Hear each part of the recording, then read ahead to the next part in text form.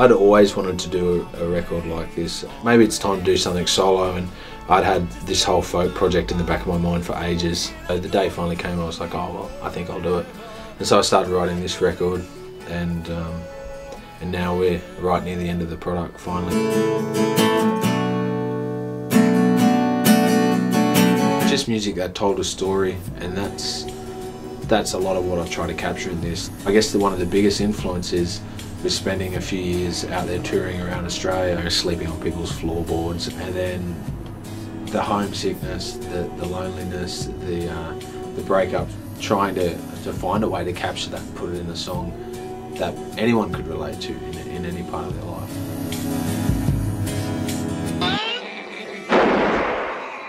Why chasing ghosts? I'm a massive horror freak. Like, I'll have a collection of 200 plus horror films, and I sit there and love it and obsessed with it. So that was kind of a little like tip to the hat to a little hobby of mine that I love. Chasing ghosts was just about being unsettled with yourself. Like, you can't capture some of these things in life, and you can't catch a ghost. Working with Andy Beck is phenomenal. Andy Beck is a producer from the US who now resides in Australia. It was always, you know, if it wasn't fun, it was work, and that's not what this was about. He was really encouraging. Turn the suck knob down. We try to make a really real, raw record. There's no auto-tune used on the record.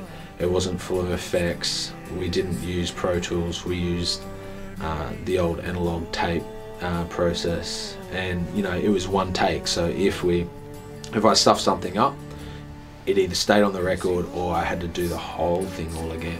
It was more so about capturing emotion than it was about trying to be perfect or sing perfect. Dun, dun, dun, dun, dun, dun, dun. Wait, kind I'm of. trying to follow what he's got on. Yeah, I think that'd be cool. Working on 2-inch is pretty cool because you're not able to keep everything and put off every decision until later. You got to make decisions as you go, which is awesome.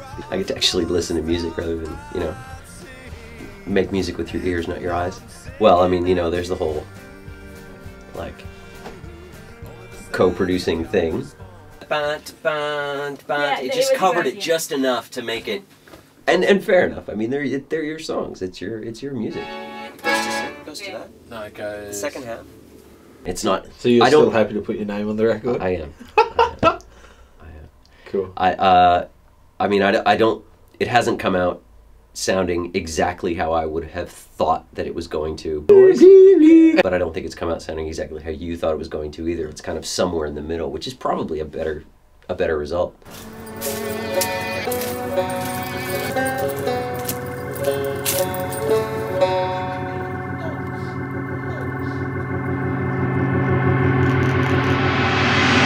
No one sings like Tyrone.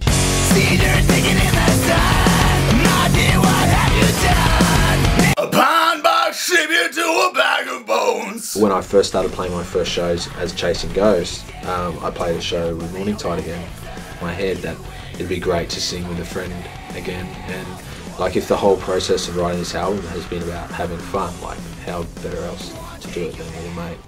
So far, this has been the most relaxed, like, recording experience I've had. Million jars tells loved ones outspoken by you. This kind of style that I'm singing on this record is like me. It feels like me. It feels really comfortable, and as I'm getting older, your music appreciation just broadens. If you said 5 years ago to me that I'd be into the stuff I'm into now, it's just like, I would have said no way. Seeing where you came from, like from Bellevue, and when we first toured with you, the choruses where you weren't screaming, I thought you had a really gifted voice, and when I heard that you were doing it, I was really, really happy. Originally, when I wrote all the demos and live, it was just me and a guitar, and then as we got in the studio, we thought the album could get kind of boring if it was just a long, drawn-out process of acoustic music. I started to call on different friends, Trent from $1 Short, Bill Chambers from the Casey Chambers Band, to do banjo, which is really cool to work with older guys that were from a completely different scene. All the instruments we used were predated 1970s and 60s instruments, and we try to capture a really rich sound of, like, well, you know, like my influences like Neil Young and Cash. Like, we wanted an old sounding record, and that's what we went for. And sometimes we had to use older, mature players to capture that. I said accordion, and Jim started freaking out. I started thinking squeeze box. Yeah. I like you like doing like these. There was sort of no compromise behind what I wanted. If I didn't like something, it wasn't going to go on the record. So it was the record I wanted to make.